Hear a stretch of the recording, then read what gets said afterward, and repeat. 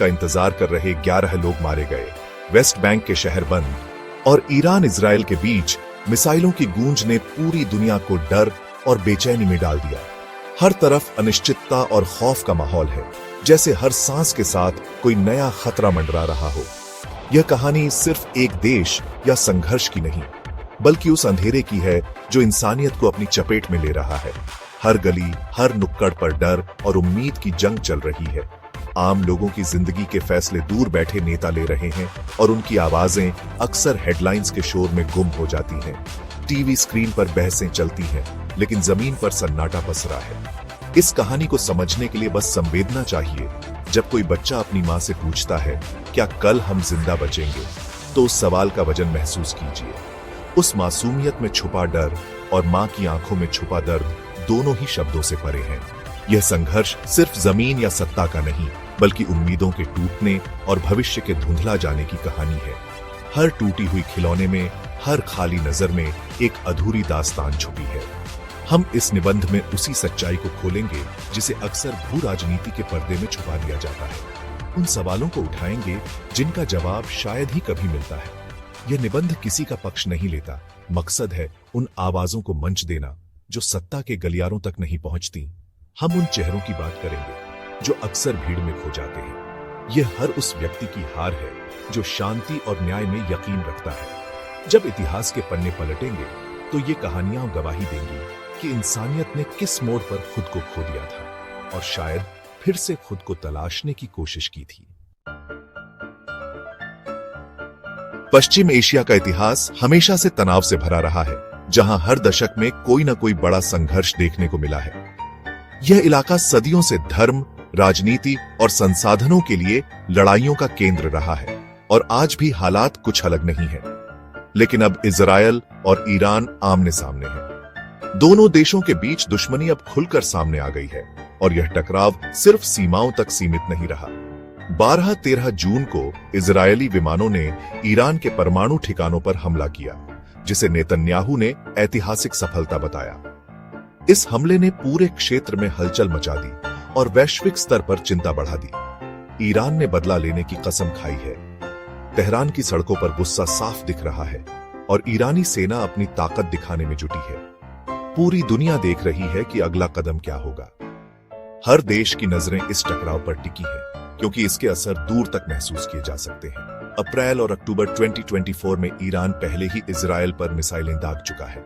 अब डर है कि अगला हमला और विनाशकारी हो सकता है। दोनों देशों के बीच तनाव लगातार बढ़ रहा है और आम नागरिकों की चिंता भी। इजरायल की नई सैन्य रणनीति ने युद्ध का केंद्र ईरान बना दिया है, जिससे गाजा और वेस्ट बैंक की त्रासदी और गहरी हो गई है।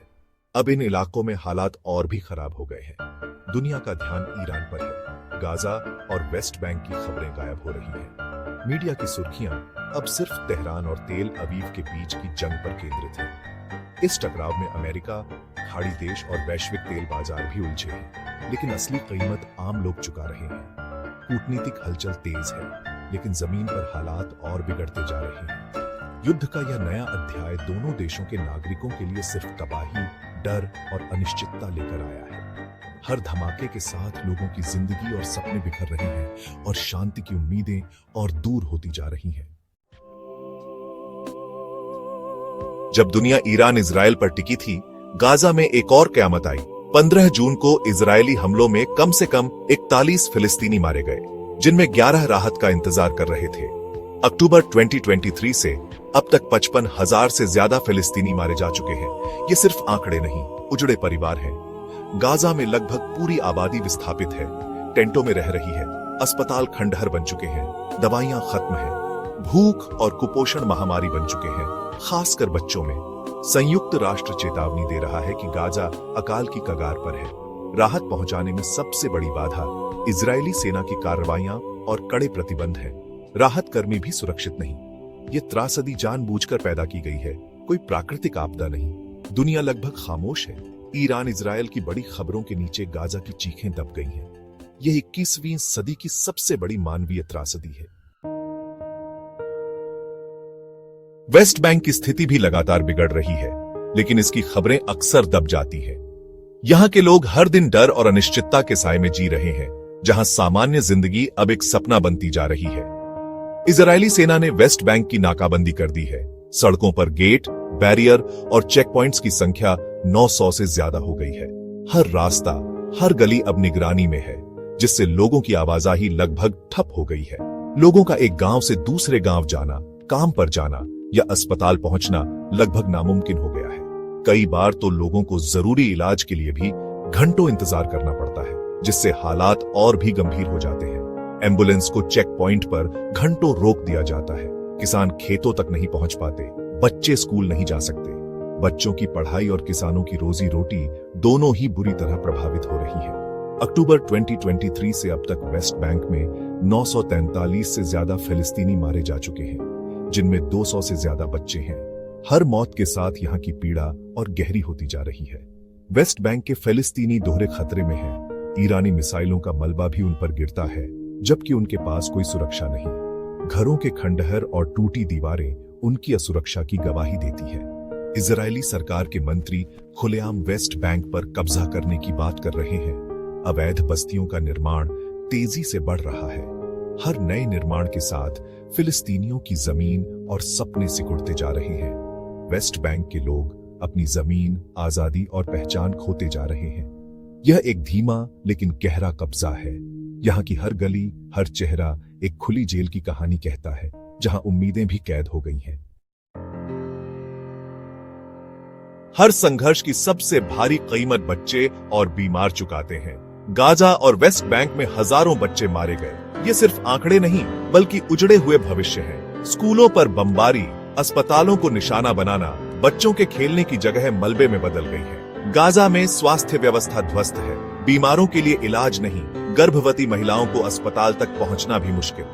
वेस्ट बैंक में अस्पताल है, लेकिन वहां पहुंचना जानलेवा सफर है। एम्बुलेंस को चेक पॉइंट पर रोक दिया जाता है। राहत संस्थाओं के लिए काम करना लगभग नामुमकिन हो गया है। उनके कार्यकर्ता और गाड़ियां भी निशाने पर हैं। मानवीय सहायता को रोकना युद्ध का क्रूर हथियार बन गया है। यह अंतर्राष्ट्रीय कानूनों का खुला उल्लंघन है। सबसे गहरा असर बच्चों के मनोविज्ञान पर पड़ रहा है। वे डर, भूख और अनिश्चितता में बड़े हो रहे हैं। यह एक पूरी पीढ़ी को बर्बाद कर रहा है। संघर्ष का बड़ा मोड़ तब आया जब इजरायली सेना ने घोषणा की कि अब उनका मुख्य युद्ध क्षेत्र गाजा नहीं, बल्कि ईरान है। दशकों से इजरायल की सुरक्षा नीति का केंद्र फिलिस्तीनी मुद्दा था। अब पूरा ध्यान ईरान के परमाणु कार्यक्रम पर है। इजरायल को लगता है कि उसने हिजबुल्लाह और हमास को कमजोर कर दिया है और अब ईरान को रोकना जरूरी है। इस नई प्राथमिकता का मतलब है कि फिलिस्तीनी मुद्दा अब इजरायल के लिए दूसरे दर्जे का हो गया है। नेतन्याहू की सरकार में अति राष्ट्रवादी मंत्री वेस्ट बैंक और गाजा पर पूर्ण कब्जा चाहते हैं। अवैध बस्तियों का निर्माण तेज हो गया है। ईरान को मुख्य दुश्मन घोषित कर इजरायल ने पूरे क्षेत्र को संघर्ष की ओर धकेल दिया है। इससे फिलिस्तीनी संकट और गहरा होगा। यह रणनीति अल्पकालिक सैन्य लाभ दे सकती है, लेकिन दीर्घकालिक शांति की संभावनाएं खत्म कर सकती है। इस संकट में अंतर्राष्ट्रीय समुदाय की प्रतिक्रिया बंटी हुई और कमजोर है।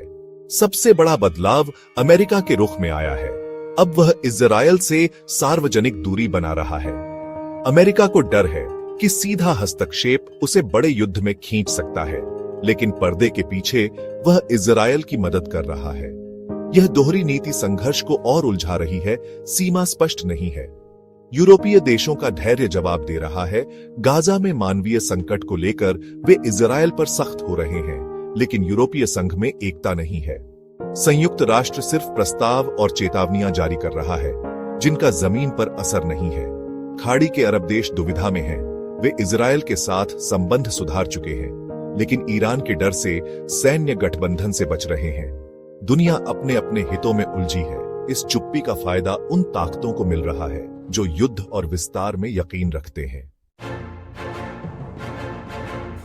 ईरान इजरायल का टकराव सिर्फ इन दो देशों तक सीमित नहीं, इसकी चिंगारी पूरे पश्चिम एशिया को आग में झोंक सकती है। सबसे बड़ा खतरा होर्मुज जलडमरू मध्य। अगर ईरान ने इसे बंद किया तो वैश्विक तेल सप्लाई ठप हो जाएगी और दुनिया की अर्थव्यवस्था हिल जाएगी। ईरान के प्रॉक्सी समूह हूती, हिजबुल्लाह भी इस लड़ाई में कूद सकते हैं, जिससे यह बहुक्षेत्रीय युद्ध बन सकता है। भारत जैसे देश जो तेल आयात पर निर्भर हैं, बुरी तरह प्रभावित होंगे। महंगाई बढ़ेगी, आम आदमी की जेब पर असर पड़ेगा। क्षेत्रीय अस्थिरता से भारत के व्यापार और निवेश पर भी असर पड़ेगा। रूस और चीन इस स्थिति का फायदा उठाकर पश्चिम एशिया में अपना प्रभाव बढ़ा सकते हैं। संघर्ष वैश्विक शक्ति प्रदर्शन का अखाड़ा बन सकता है। पश्चिम एशिया बारूद के ढेर पर बैठा है, एक चिंगारी पूरी दुनिया को हिला सकती है। मिसाइलें, परमाणु ठिकाने, भू राजनीति, इन सब के बीच सबसे अहम आवाज है आम इंसान की, जो न युद्ध चाहता है न नफरत, बस शांति और सुरक्षा। आज पश्चिम एशिया में यह साधारण सपना भी विलासिता बन गया है। हर कोई डर के साए में जी रहा है। यह संघर्ष हमें सोचने पर मजबूर करता है, क्या हम ऐसी दुनिया बना रहे हैं जहां बच्चों की लाशों पर कूटनीति होती है? इतिहास से हमने कुछ नहीं सीखा।